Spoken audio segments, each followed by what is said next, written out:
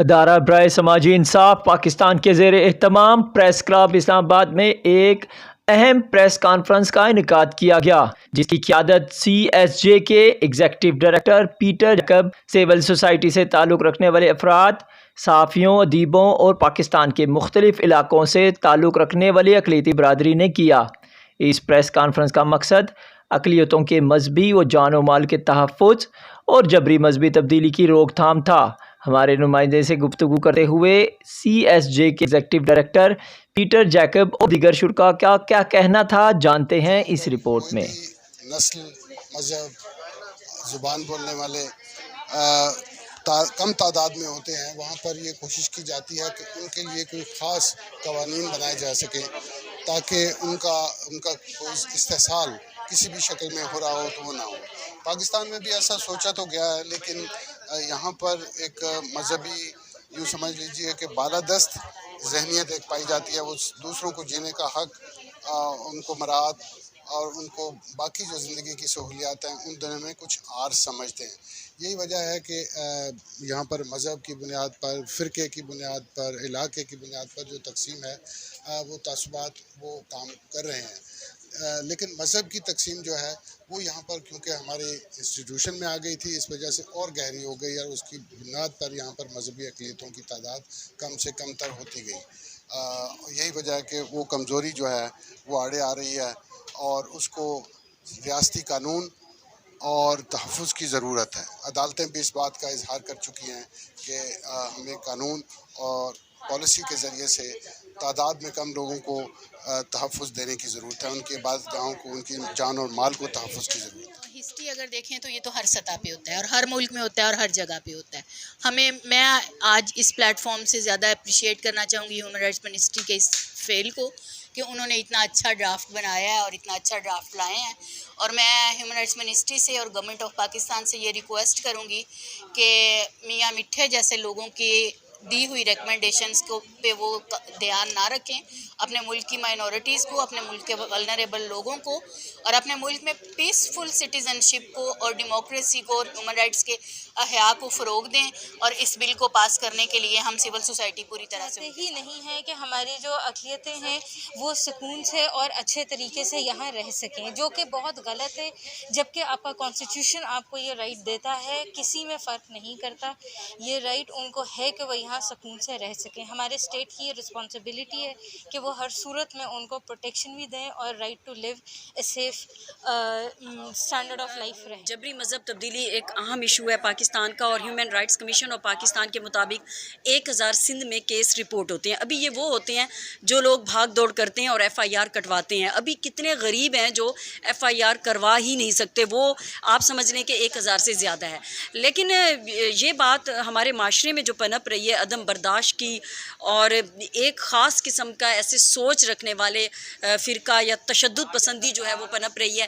میں یہ سمجھتی ہوں کہ یہ بل ٹھیک تھا، اس میں کیوں اس طرح سے چھوٹی چھوٹی بچیوں کو زبردستی اغوا کیا جاتا ہے اور ان سے نکاح کر لیا جاتا ہے؟ یہ تو اسلام نے بھی ہمیں نہیں دیا۔ اسلام میں ہے لا اکراہ فی الدین، کے دین میں کوئی جبر نہیں، تو پھر ہم کیوں زبردستی بچیوں کو، دوسرے مذہب کی بچیوں کو اٹھا کے آئیں کہ آپ اسلام قبول کریں؟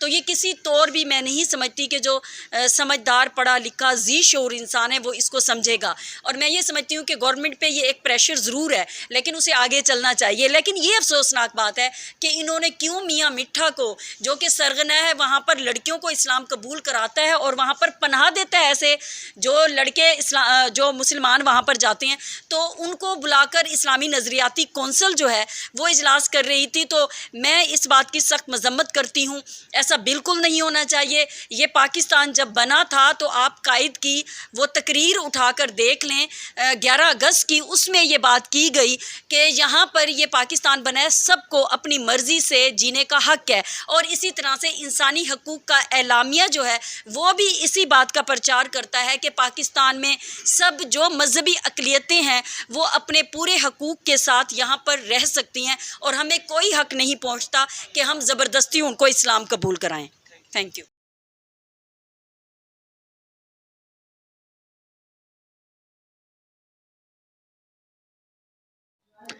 آزاد جموں و کشمیر سے تعلق رکھنے والا سید نذیر حسین گیلانی اپنے حق کے لیے اسلام آباد پہنچ گیا۔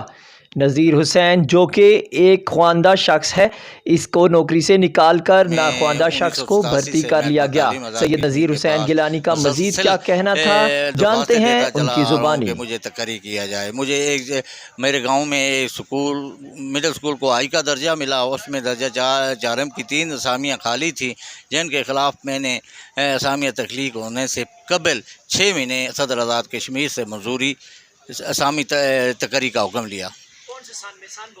87 1987 میں اپلائی کیا۔ اس کے بعد مجھے 6 مہینے ڈی او کے دفتر میں حاضر کر رکھا، 1988 میں دفتر حاضر کر رکھا، اور حاضر کرنے کے بعد جب اسامیاں تخلیق ہوئیں تو میری جگہ ناخواندہ آدمیوں کو تقرری کر دیا گیا، ناخواندہ اور عمر رسیدہ آدمیوں کو تقرری کر دیا گیا۔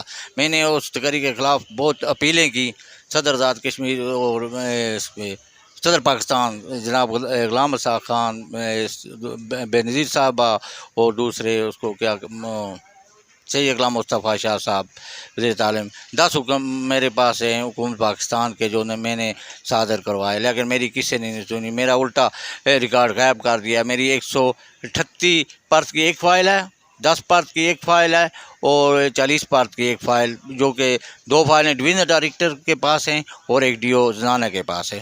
ڈویژنل ڈائریکٹر زنانہ نے نہیں دیتے، وہ جو اوپر سے سیکرٹری تعلیم چٹھی لکھتا ہے وہ رڈی کی ٹوکری میں ڈال دیتے ہیں، وہ میری کوئی نہیں مان رہے۔ اتنا عرصہ ہو گیا میرا ریکارڈ ہے، مجھے ریکارڈ دلوایا جائے، مجھے انصاف دلایا جائے، مجھے ریکارڈ دلایا جائے، واپس میرا ریکارڈ دلایا جائے۔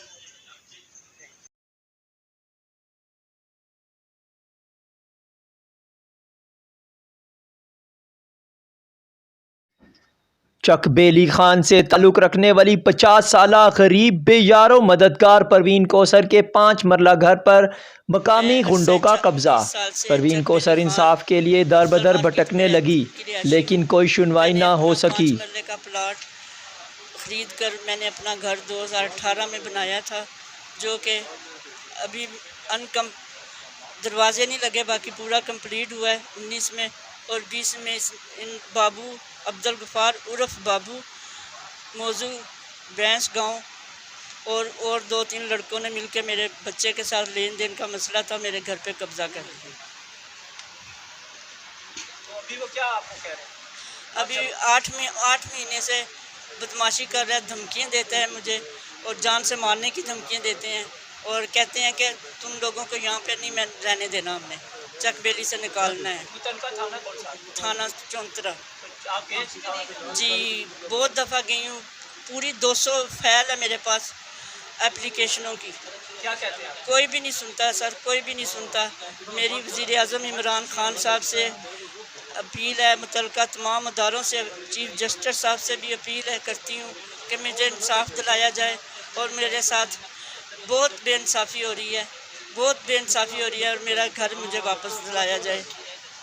کس جگہ پہ آپ کا گھر، یہ پلاٹ کس جگہ؟ یہ وینس گاؤں، وینس روڈ، چک بیلی خان۔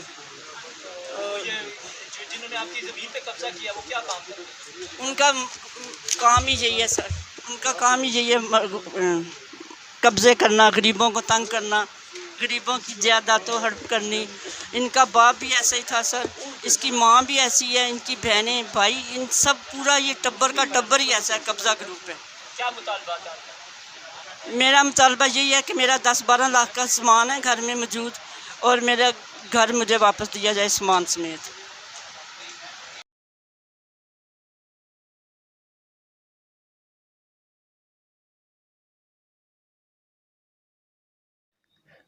مری باڑیاں کے علاقے مسوٹ سے تعلق رکھنے والے غریب مزدور محمد ظاہر کے 12 مرلے زمین پر قبضہ کر لیا گیا۔ محمد ظاہر اپنی زمین کی واپسی کے لیے متعلقہ تھانے بھی گیا، لیکن کوئی سنوائی نہ ہو سکی۔ یہاں پہ اس لیے آیا ہوں کہ ہمارے سن 2011 میں ہمارے گھر کو گرا دیا گیا، ہماری جگہ پہ قبضہ کر دیا گیا، تو ہمارے گھر یعنی کہ نا سارا سامان اٹھا کے وہ لے گئے اپنے اپنے گھروں میں۔ تو ہم اتنے پریشان ہیں سن 2011 سے کہ ہم یہاں پہ کرائے پہ رہتے ہیں، تو ان لوگوں نے ہماری جگہ ہمیں واپس نہیں دیتے اور ہمیں دھمکیاں دیتے ہیں اور ہمیں بار بار یہ نہیں کہنا کہتے ہیں کہ اگر آپ لوگوں نے جگہ واپس کرنے کی کوشش کی تو ہم آپ کو مروا دیں گے جان سے. جیسے ہم اتنے پریشان ہیں کہ ہم راولپنڈی ضیاء مشرق کی طرف ہم. سب سے پہلے یہ بتائیں کہ آپ جو جس جگہ کا ذکر کر رہے ہیں جگہ ہے ان کی ہے یا آپ کی ہے؟ جگہ انہیں کی تھی, ہمارے والد صاحب نے جگہ لی تھی ان سے. ان کا کون سے سال میں لی تھی؟ یہ 1970 میں لی تھی. کس سے خریدی تھی؟ یہ منور خان صاحب سے لی تھی. مسوٹ کے رہائشی ہے وہ, ہمارے پڑوسی ہے.